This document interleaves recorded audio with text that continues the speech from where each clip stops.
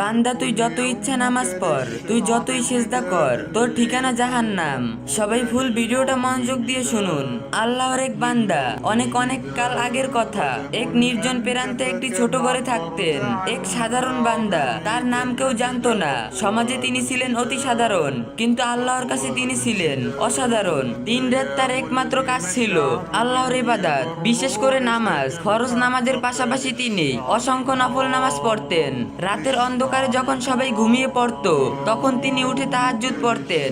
সকালে ফজরের পর থেকে দুপুর বিকাল সন্ধ্যা প্রতিটি ওয়াক্তে নামাজের পর তিনি বসে থাকতেন আল্লাহর সামনে।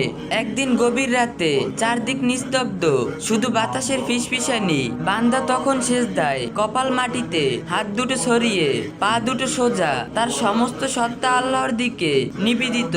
হঠাৎ আল্লাহ তাআলা তাকে সরাসরি ডেকে বললেন, বান্দা। বান্দা চমকে উঠলেন না, বরং তার হৃদয় আনন্দে ভরে উঠল। তিনি ভাবলেন, আমার রব আমাকে ডাকছেন, কি সৌভাগ্য।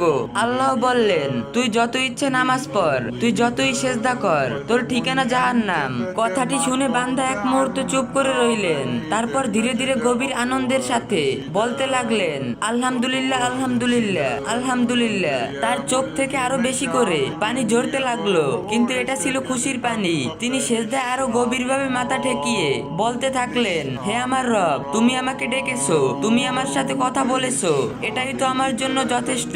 জাহান্নামে যেতে হবে তো যাব, কিন্তু তোমার এই ডাক, তোমার এই কথা, এটাই তো আমার বুকে চিরকাল থাকবে। আল্লাহ তাআলা তখন আবার বললেন, এই বান্দা জাহান্নামের কথা শুনে কাঁদছে না, বরং আলহামদুলিল্লাহ বলছে। সে আমার প্রতি এতটাই নির্ভরশীল যে আমার ইচ্ছার সামনে তার কোনো আপত্তি নেই।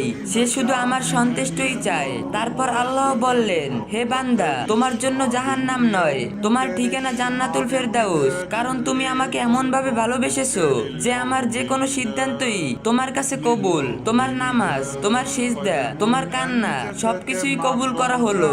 বান্দা তখনও সিজদায়, তার শরীর কাঁপছিল আনন্দে। তিনি আর কিছু বললেন না, শুধু আল্লাহর শুকরিয়া আদায় করতে থাকলেন। এই কাহিনীর মূল শিক্ষা হলো, আল্লাহর প্রতি পূর্ণ বিশ্বাস রাখুন। নামাজ ও সিজদা শুধু শারীরিক কাজ নয়, এটা হৃদয়ের। যে বান্দা আল্লাহকে এতটা ভালোবাসে, সে জাহান্নামের কথা শুনেও আলহামদুলিল্লাহ বলে। আল্লাহ তাকে কখনো অপমানিত করেন না, বরং তার ভালোবাসা দেখে আল্লাহ নিজেই খুশি হন। আমরা যেন এই বান্দার মতো নামাজ পড়ি, শুধু রিয়া বা অভ্যাসের জন্য নয়, বরং আল্লাহর সন্তুষ্টির জন্য। সেজদায় গিয়ে যেন আমরাও বলতে পারি, ইয়া আল্লাহ, তুমি যা চাও তাই আমার জন্য ভালো।